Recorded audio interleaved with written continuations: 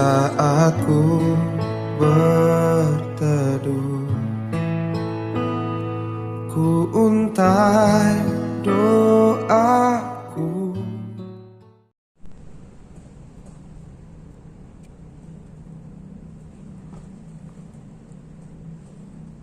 Ya, shalom. Selamat pagi saudara sekalian sidang jemaat yang dikasihi Tuhan. Pada hari ini kita kembali bisa beribadah pada Tuhan. Hari ini adalah hari misi gereja kita Sedang Kristus. Dan hari ini kita akan memberikan persembahan khusus pemberitaan Injil atau persembahan misi ke sinode. Ialah kita mempersiapkannya untuk memberi persembahan khusus dalam kita mendukung pekabaran Injil. Baiklah, sebelum kita mendengar firman Tuhan, kita berdoa. Bapa kami di surga, di dalam nama Tuhan Yesus kami mengucap syukur pada saat ini karena kami telah boleh masuk dalam ibadah yang Tuhan boleh ada di tengah-tengah kami memberkati. Khususnya kami akan menyediakan hati untuk mendengar firman-Mu. Roh Kudus kiranya menolong kami semua supaya firman Tuhan boleh mendapat tempat yang paling utama di hati kami. Ya Tuhan, Engkau mencerai pikiran dan hati kami. Terpujilah Allah kami kekal. Dalam nama Tuhan Yesus kami berdoa. Amin. Saudara, dalam rangka hari misi pada hari ini, Sinode memberikan kepada kita tema, yaitu adalah setia menjadi pemberita Injil. Nah, untuk itu kita akan membaca firman Tuhan dari kitab 2 Timotius pasal yang keempat, ayat yang pertama sampai dengan yang kelima. Ya, hari ini adalah kita merenungkan satu tema yang khusus diberikan oleh sinode kita, yaitu mengenai setia menjadi pemberita Injil. 2 Timotius pasal 4 ayat 1 sampai 5, demikian firman Tuhan. Penuhilah panggilan pelayanan di hadapan Allah dan Kristus Yesus yang akan menghakimi orang yang hidup dan yang mati. Aku berpesan dengan sungguh-sungguh kepadamu demi penyataannya dan demi kerajaannya. Beritakanlah firman, siap sedialah baik atau tidak baik waktunya. Nyatakanlah apa yang salah, tegurlah dan nasihatilah dengan segala kesabaran dan pengajaran. Karena akan datang waktunya orang tidak dapat lagi menerima ajaran sehat, tetapi mereka akan mengumpulkan guru-guru menurut kehendaknya untuk memuaskan keinginan telinganya. Mereka akan memalingkan telinganya dari kebenaran dan membukanya bagi dongeng.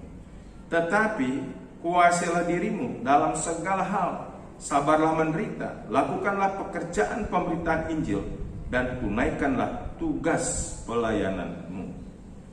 Terpujilah Tuhan atas firman-Nya. Berbahagialah kita semua yang mencintai Tuhan, mencintai firman-Nya, serta melakukannya dalam hidup kita hari demi hari. Nah, saudara-saudara, kenapa kita masih harus setia menjadi pemberita Injil? Seorang pemberita Injil harus setia melakukan tugas, yaitu adalah memberitakan Injil. Karena yang pertama, kita mengingat adanya sejarah misi pemberitaan Injil dalam Alkitab. Maksudnya apa, saudara? Bahwa pada prinsipnya tidak ada gereja yang berdiri tanpa pemberitaan Injil. Artinya setiap gereja yang berdiri itu ada sejarah utusan pemberita Injil. Kenapa ada jemaat di Yerusalem? Oleh karena ada pemberitaan Injil di hari Pentakosta, Rasul Petrus berdiri dan menggemakan tentang inti Injil kepada banyak orang pada waktu itu. Dan Alkitab mencatat ribuan orang yang boleh bertobat menerima Tuhan Yesus sebagai juru selamat. Maka berdirilah gereja di Yerusalem. Kenapa ada gereja berdiri di Roma? Karena juga atas pemberitaan Injil pada hari Pentakosta ada sebagian orang-orang Yahudi yang berasal dari Roma, dan terus mereka kembali ke Roma mendirikan jemaat Roma. Itu yang pertama. Yang kedua, kemungkinan besar adalah orang-orang dari Makedonia yang mendengar Injil lewat Rasul Paulus, mereka datang ke Roma dan mendirikan jemaat di Roma. Kenapa ada gereja Korintus? Karena memang ada Rasul Paulus bersama dengan Priscilla dan Aquila, seorang pengusaha yang merintis penginjilan di Korintus. Berdirilah jemaat Korintus. Kenapa ada jemaat di Galatia? Karena ada penginjilan, Rasul Paulus bersama Paulus dan Silas berdiri gereja yang di Galatia. Kenapa ada gereja Filipi? Karena memang ada pemberitaan Injil lewat Rasul Paulus bersama dengan Timotius dan juga Lukas, dan juga seterusnya dan seterusnya. Artinya bahwa setiap gereja berdiri itu selalu didahului oleh yang namanya misi pemberitaan Injil, dan terus mengglobal ke dunia. Kenapa ada gereja Huria Kristen Protestan Batak, HKBP, Huria Kristen Batak Protestan? Oleh karena ada utusan Injil dari Jerman yang mengutus Nommensen untuk menyampaikan Injil Tuhan, berdirilah gereja HKBP. Sekarang kita juga tanya dalam gereja kita sendiri, kenapa ada gereja Sidang Kristus berdiri? Karena ada hamba Tuhan yang pertama diutus ke Sukabumi, pendeta Beverly Leon Ho, yang harus memberitakan Injil, dan berdirilah gereja Sidang Kristus Sukabumi, dan terus mengembang ke berbagai tempat yang lain. Ya, ada utusan misi ke Jakarta lewat Boksu Timothy Yosua tahun 80-an, dan juga ada gerakan kedua di tahun 90-an.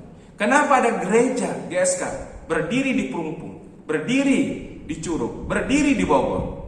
Karena ada utusan Injil, yaitu Bapak Yusuf Mulyadani, yang juga bersama-sama dengan rekan-rekan yang lain merintis pelayanan gereja Sidang Kristus yang ada di Gunung Sindur. Ada dua, yaitu di Perumpung dan juga di Curug. Perumpung tahun 1979, Curug 1980, di Bogor 1983. Ya, luar biasa sejarah penginjilan itu. Maka berdirilah gereja lokal Sidang Kristus. Saudara, begitu juga mengembang ke Kalimantan. Ya, tahun 98, ya, seorang anak muda pendeta waras bertemu dengan Bapak Pendeta Limon Sedi, dan terus dimusyawarahkan dengan Boksu. Ada utusan pergi Kalimantan, berdiri gereja Sidang Kristus, dan dilanjutkan pada gelombang kedua. Ya, ada Pak Yusuf Mulyadani, termasuk saya di dalamnya, ada Pak Wehu, dan juga hamba-hamba Tuhan, dan terus berjalan kurang lebih sekarang sudah sekitar 23 tahun.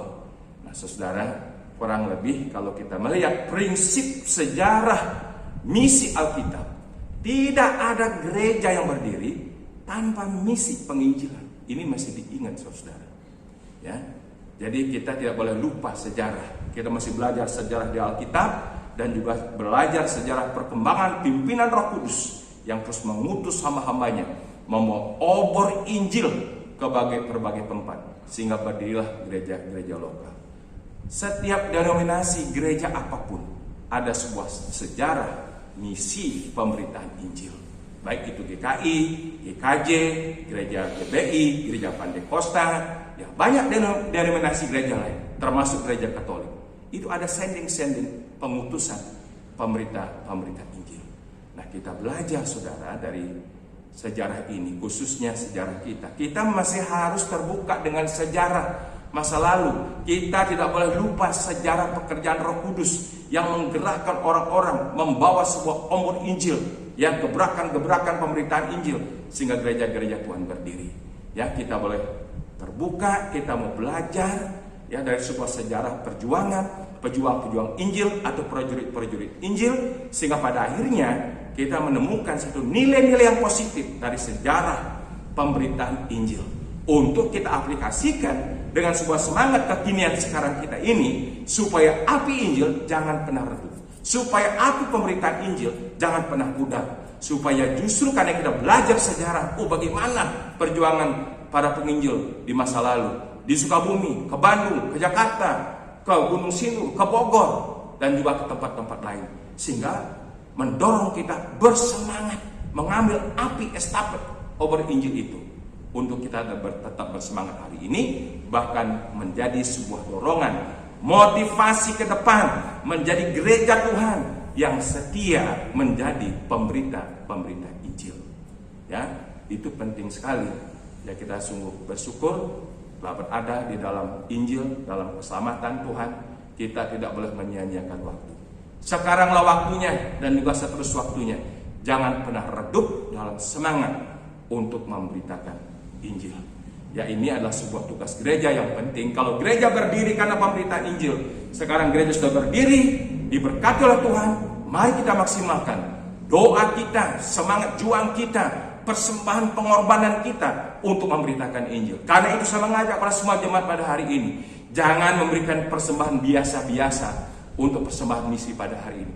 Persiapkan dengan sungguh-sungguh, dengan khusus dan maksimal, ya, untuk kita boleh mendukung pergerakan pemberitaan Injil lewat sinode kita, Gereja Sidang Kristus. Nah, itu yang pertama. Kenapa kita sebagai gereja Tuhan, ya sebagai pendeta, gembala sidang, guru Injil, evangelis, sebagai pengurus-pengurus jemaat harus setia menjadi gereja dalam fungsinya memberitakan Injil, ya, supaya banyak jiwa-jiwa boleh diselamatkan. Itu yang pertama. Kenapa mesti setia, saudara-saudara? Mengingat sejarah misi pemberitaan Injil, baik yang jelas tertulis dalam Alkitab ataupun secara praktis pergerakan Roh Kudus yang memimpin begitu banyak orang, jutaan orang tersebar ke seluruh dunia untuk menyampaikan obor Injil, termasuk gerejanya Sidang Kristus di Indonesia ini, di Jakarta, Jawa Barat, ya, Sumatera Selatan, Bangka, Batam, sampai ke daerah Kalimantan Barat. Tidak cukup kita puas sampai di sini, makanya perlu ada sebuah semangat ke depan untuk meneruskan supaya api pemberitaan Injil lebih berkobar lagi di dalam kita dan melalui kita. Dan kita berkata, Tuhan, ini aku utuslah orang lain, tapi inilah aku gerejamu Tuhan. Utuslah kami gerejamu, utuslah saya untuk menjadi pribadi-pribadi pembawa berita Injil. Itu yang pertama, saudara. Yang kedua, kenapa kita harus setia menjadi pemberita Injil dalam tugas kita memberitakan Injil? Karena jelas firman Tuhan mengatakan dalam 2 Timotius pasal 4 ayat 1 dan 2, di hadapan Allah dan Kristus Yesus yang akan menghakimi orang yang hidup dan yang mati, aku berpesan dengan sungguh-sungguh kepadamu demi penyataannya dan demi kerajaannya. Beritakanlah firman, siap sedialah baik atau tidak baik waktunya. Nyatakanlah apa yang salah, tegurlah dan nasihatilah dengan segala kesabaran dan pengajaran. Haleluya, haleluya. Karena yang kedua, saudara, kita mengingat adanya nanti satu kali kelak pada kedatangan Kristus pada kali yang kedua akan ada penghakiman Allah, ada takhta pengadilan Kristus. Karena dikatakan di sini di hadapan Allah dan Kristus Yesus yang apa? Menghakimi orang hidup dan orang mati. Jadi semua suku bangsa, bahasa, latar belakang, budaya, agama, filsafat apapun juga akan dikumpulkan dan semua akan menghadap kepada takhta pengadilan Kristus. Saudara, dari semua suku bangsa, bahasa, agama, budaya, filsafat, cuma ada dua bagian. Sebagaimana firman Tuhan minggu yang lalu, ya, ada golongan domba sebelah kanan, ada golongan kambing sebelah kiri, dan bersama-sama menghadap takhta pengadilan Kristus. Saudara, ini pengadilan yang gak main-main. Ini pengadilan yang menggentarkan. Ini pengadilan terakhir di mana orang akan disambut untuk masuk dalam kerajaannya yang kekal, dan satu bagian akan dilemparkan ke dalam kengerian kebinasaan api neraka. Ini pengadilan yang gak main-main, pengadilan yang dahsyat, antara hidup kekal atau mati kekal. Nah, saudara, ya, mengingat pengadilan akan datang ini, maka kita harus berjuang sekuat kuatnya semaksimal mungkin ya untuk memberitakan Injil Allah, supaya semakin banyak orang-orang yang masuk golongan domba karena percaya Yesus. Golongan domba ini adalah golongan yang percaya menerima Tuhan Yesus. Golongan kambing itu adalah golongan yang menolak beriman percaya kepada Yesus Kristus. Saudara, dalam dunia ini sekarang ini cuma ada dua benih yang terbentang, benih Kristus dan benih antikristus, benih terang dan gelap, benih gandum dan ilalang. Satu kali kelak semua akan dipisahkan. Nah saudara, karena mengingat pengadilan Allah inilah ya dipesankan dengan sungguh-sungguh kepada Timotius supaya memberitakan firman, baik atau tidak baik waktunya. Firman di sini termasuk adalah pemberitaan Injil dan juga termasuk firman pengajaran-pengajaran yang sehat berdasarkan Alkitab. Karena orang yang menerima Yesus, dia harus dibimbing, harus dibina supaya bertumbuh dalam ajaran yang sehat. Beritakan firman. Aku berpesan dengan sungguh-sungguh. Kenapa? Ada pengadilan Tuhan. Nah, karena itulah sekuat-kuatnya semasa ada waktu dan kesempatan, mari kita termotivasi, terdorong untuk mau memberitakan Injil supaya semakin banyak orang-orang yang menjadi golongan domba, yaitu golongan yang beriman pada Kristus. Dan orang-orang beriman pada Kristus menyatakan imannya lewat tindakan perbuatan. Makanya golongan domba kita lihat imannya dari mana. Oh, memperhatikan orang lapar dikasih makan, memperhatikan orang haus dikasih minum, memperhatikan orang telanjang dikasih pakaian, memperhatikan orang di penjara untuk dikunjungi, memperhatikan orang-orang sakit untuk diperdulikan dalam kasih. Ini bentuk pernyataan iman yang real, bukan iman cuma sekedar verbal percaya Yesus. Karena saudara, iman dan perbuatan dalam konteks firman Tuhan itu satu paket. Kita tidak boleh hanya mengatakan iman verbal, saya percaya Yesus, tetapi tidak berbuat apa-apa. Orang mengatakan beriman sama Yesus cuma ngomong doang, itu disebut dengan iman yang mati. Tapi iman golongan domba ini adalah golongan iman yang hidup, di mana imannya dinyatakan dalam tindakan-tindakan real kepada dunia ini.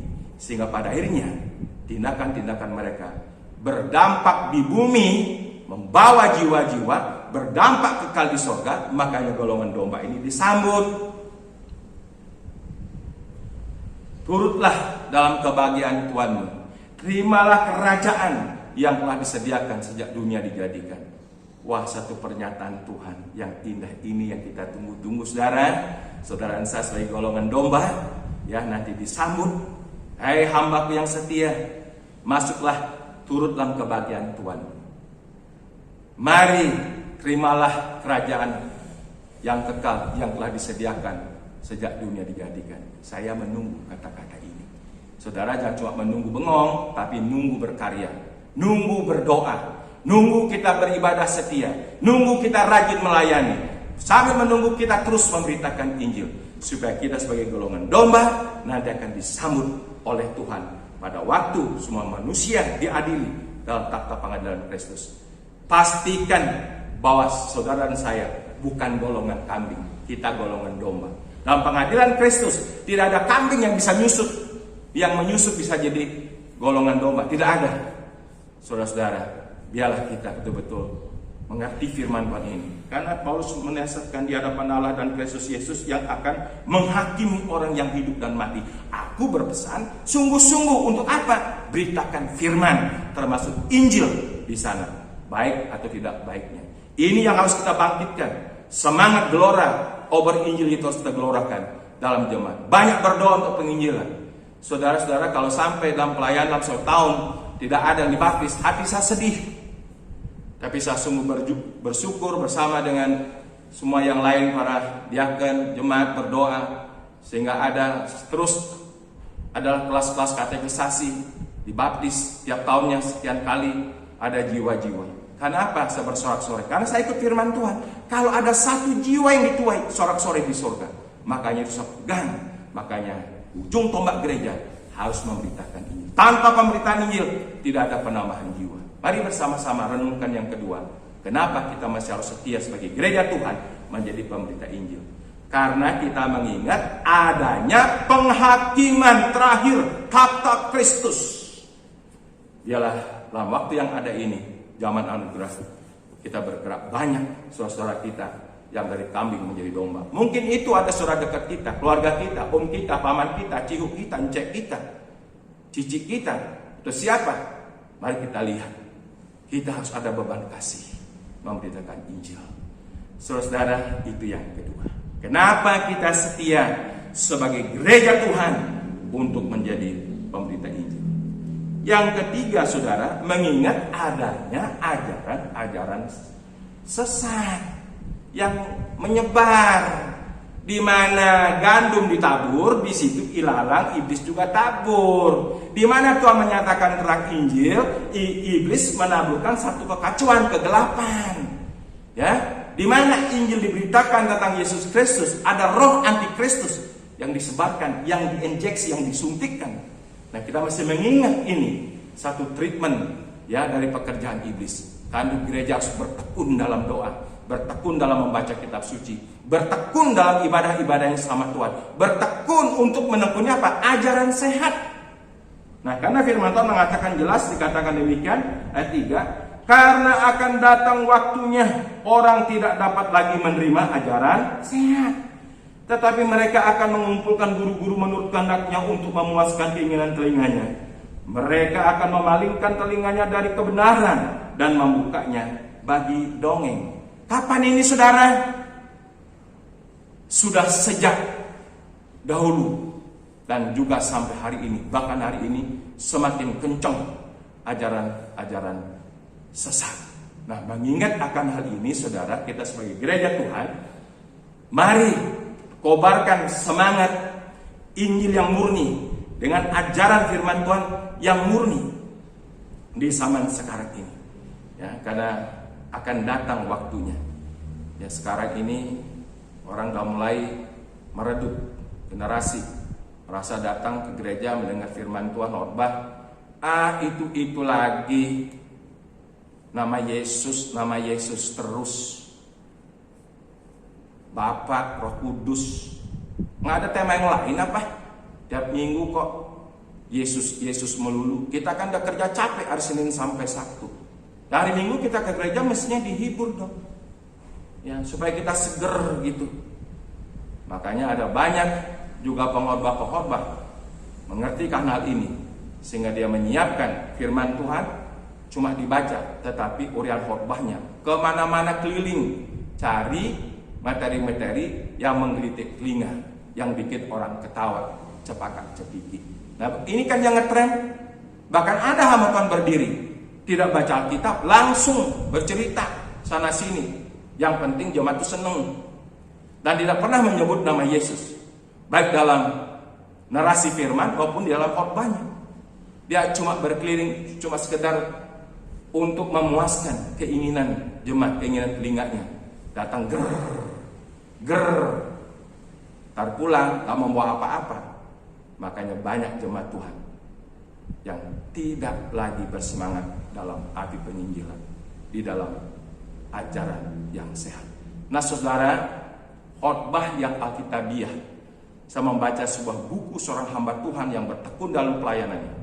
Dia mengatakan demikian, khotbah yang alkitabiah adalah dari manapun diambil konteks referensi firman Tuhan, dari Kejadian sampai Wahyu, tentang apa aja, ya, tentang penciptaan, tentang manusia Taman Eden, tentang kejatuhan, tentang masalah Kain dan Habil, tentang masalah Nabi Nuh, Abraham, seterusnya sampai di kitab Wahyu. Dari manapun referensi atau nats Alkitab diambil, khotbah itu harus bermuara pada puncaknya kepada karya Kristus. Ini harus diingat. Jadi khotbah yang alkitabiah katanya adalah khotbah dari manapun kita khotbah, isi khotbah, puncak khotbah, inti khotbah harus sampai kepada karya penebusan Kristus. Saudara, kita ini nggak boleh alergi dengan nama Yesus.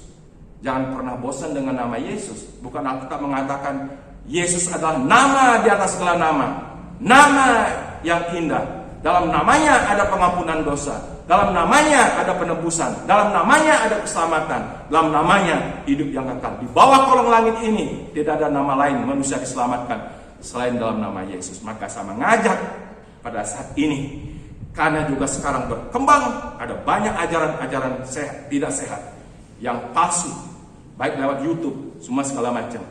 Mari kita kembali back to the Bible, murni. Jangan pernah bosan dengar nama Yesus, nama yang mengagumkan. Saya kalau setiap mendengar menyebut nama Yesus, itu menggetarkan jiwa. Jangan sebut nama YHWH Elohim dengan sembarangan. Yesus adalah juru selamat kita. Dia Tuhan penebus, Dia sang pencipta itu sendiri.